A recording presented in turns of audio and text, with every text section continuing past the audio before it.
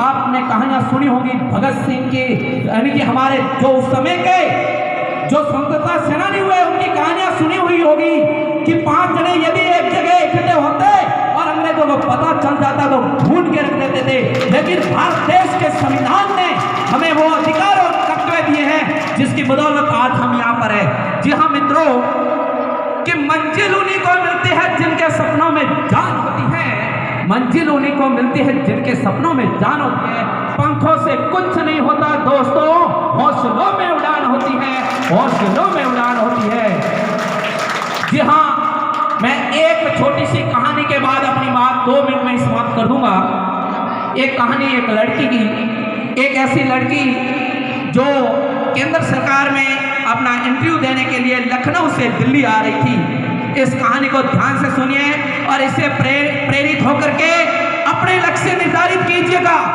एक लड़की जो केंद्र सरकार में अपना इंटरव्यू, केंद्र सरकार की भर्ती थी, उसका इंटरव्यू देने दिल्ली आ रही थी लखनऊ से। उसके गले में एक सोने की चैन थी। तो बदमाश कुछ ट्रेनों में होते हैं, आप सभी को पता होगा, जो ट्रेन में चढ़े उनको सबको पता है। उन बदमाशों ने नजर दौड़ाई कि इस लड़की के गले में एक सोने की चैन है, क्यों ना हम इसको झपट करके ले जाए।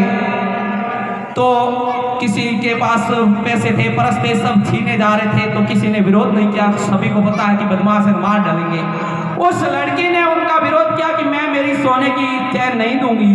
और इस लड़ाई में के दौरान वो जो लुटेरे थे वो धक्का मारते हैं और वो लड़की है जो ट्रेन से नीचे गिर जाती है। और एक संयोग देखिए कि उसी समय दूसरे ट्रैक से, एक विपरीत ट्रैक से एक ट्रेन आ रही है और वो लड़की उस ट्रेन से टकराती है। इस दौरान उसका एक पैर है जो टूट जाता है। उनमें से न जाने कितना खून बहा होगा। उसकी खुद की मैंने जुबानी सुनी है, आप भी सुनोगे। उसका नाम मैं बाद में बताऊंगा, जब आप यूट्यूब पे एक बार उसकी कहानी सुनना, मोटिवेशन मिलेगा आपको। और ट्रेन के जो ट्रैक है वहां पर वो रात भर पड़ी रही, किसी ने आवाज नहीं सुनी, क्योंकि वो गहरा भी नहीं पा रही थी, वो बोल भी नहीं पा रही थी, बेहोश थी। जब बेहोश थी तो कैसे बोले?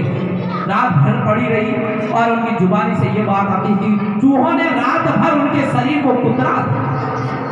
रात भर पड़ी रही, सुबह हुई, सुबह किसी ने देखा, उसको उठाया और एम्स हॉस्पिटल दिल्ली में उन्हें एडमिट करवाया।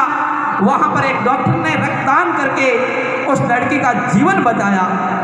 जब वो होश में आती है पता चलता कि मेरा एक पैर टूट गया। इसको ध्यान से सुनना प्यारे बच्चों, कि मेरा एक पैर टूट गया है, कोई बात नहीं, जिगर है, जान है, सांस है, हौसला है, धैर्य है मेरे अंदर, सब कुछ मेरे अंदर है, तो मैं कुछ करके दिखाऊंगी।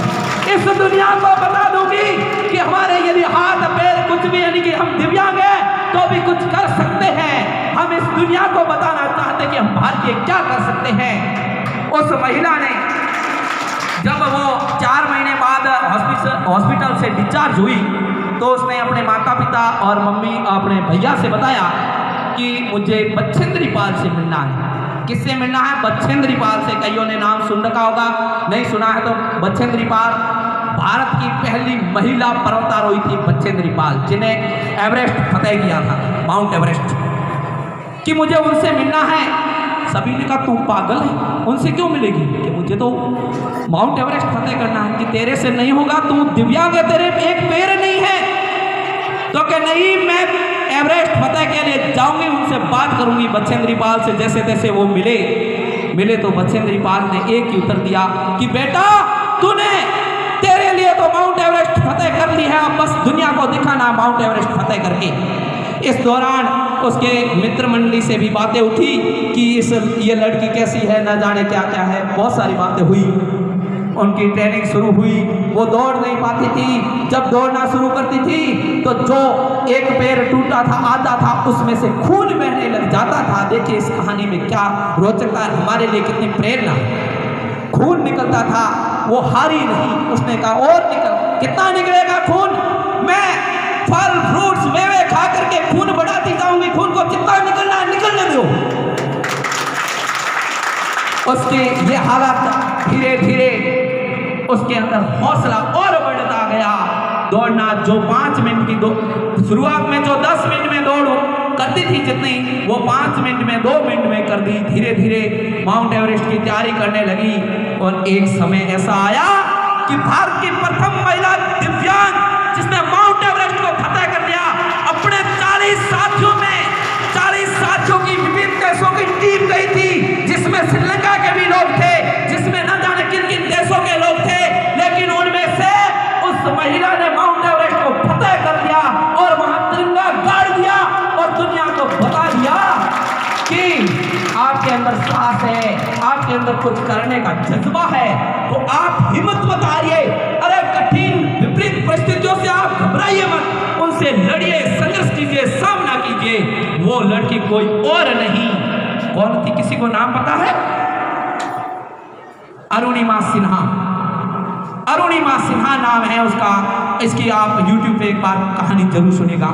जी हाँ मित्रों, हम अब 12वीं के मेरे प्यारे विद्यार्थी यहाँ से विदाई ले रहे हैं। एक आंख में गम, दूसरे आंख में खुशी का माहौल हो। आज